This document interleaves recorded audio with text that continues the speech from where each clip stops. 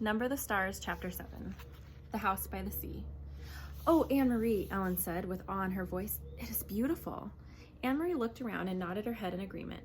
The house and the meadows that surrounded it were so much a part of her childhood, a part of her life, that she didn't often look at them with fresh eyes. But now she did, seeing Ellen's pleasure, and it was true, they were beautiful. The little red-roofed farmhouse was very old, its chimney crooked, and even the small shuttered windows tilted at angles. A bird's nest, wispy with straw, was half hidden in the corner where the roof met the wall above the bedroom window. Nearby, a gnarled tree was still speckled with a few apples now long past ripe. Mama and Kirsty had gone inside, but Anne-Marie and Ellen ran across the high-grassed meadow, through the late wildflowers.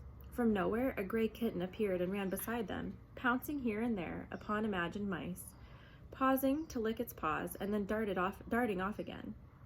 It pretended to ignore the girls, but looked back often to be certain that they were still there, apparently pleased to have playmates.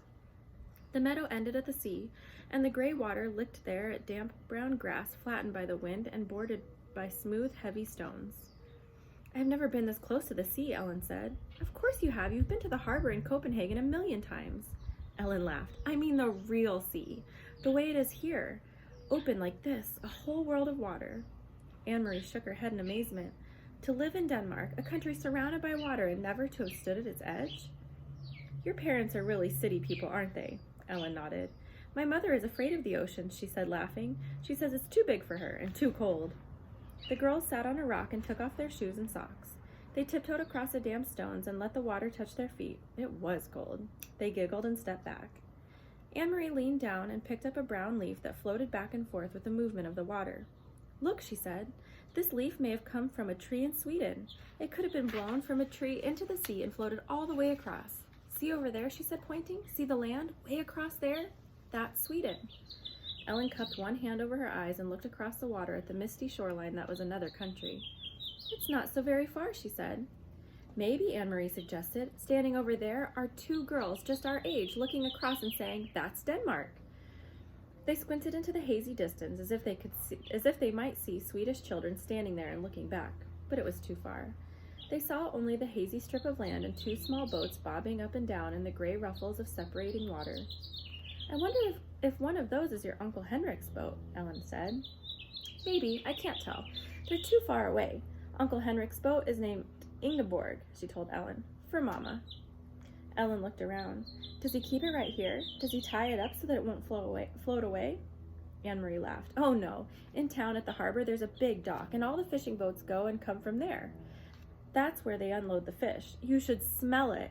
At night, they are all there, anchored in the harbor." "Anne-Marie, Ellen," Mama's voice came across the meadow. The girls looked around and saw her waving to them. They turned, picked up their shoes, and began walking toward the house. The kitten, who had settled comfortably on the stony shore, rose immediately and followed them. "I took Ellen down to show her the sea," Anne-Marie explained when they reached the place where Mama waited. "She'd never been that close before. We started to wade, but it was too cold. I wish we had come in summer so we could swim." "It's cold even then," Mama said. She looked around. "You didn't see anyone, did you? You didn't talk to anyone?" Anne-Marie shook her head. "Just the kitten." Ellen had picked it up, and it lay purring in her arms as she stroked its small head and talked to it softly. "I meant to warn you. You must stay away from people while we're here." "But there's no one around here," Anne-Marie reminded her. "Even so, if you see anyone at all, even someone you know, one of Henrik's friends, it is better if you come to the house. It is too difficult, maybe even dangerous, to explain who Ellen is." Ellen looked up and bit her lip.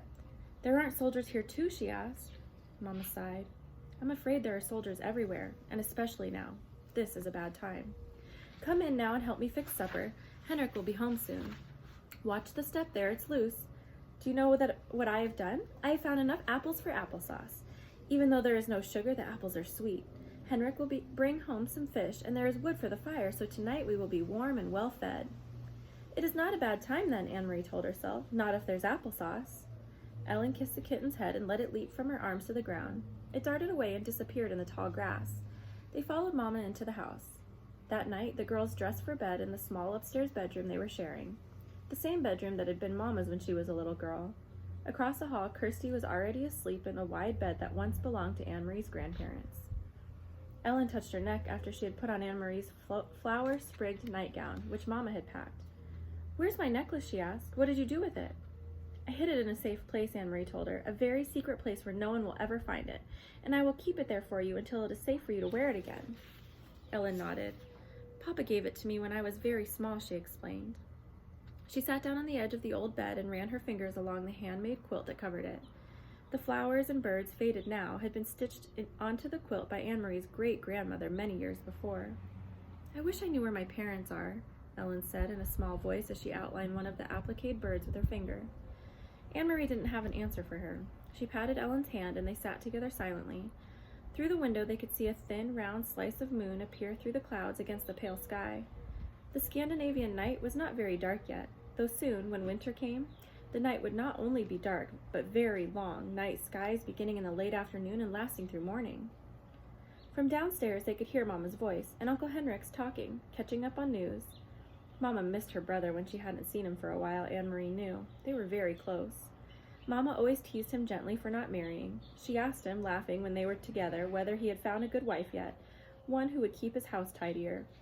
Henrik teased back and told Mama that she should have come to Gillalehy to live again so that he wouldn't have to do all the chores by himself. For a moment, to Anne-Marie, listening, it seemed like all the earlier times, the happy visits to the farm in the past with summer daylight extending beyond bedtime, with the children tucked away in the bedrooms and the grown-ups downstairs talking. But there was a difference. In earlier times, she had always overheard laughter. Tonight, there was no laughter at all.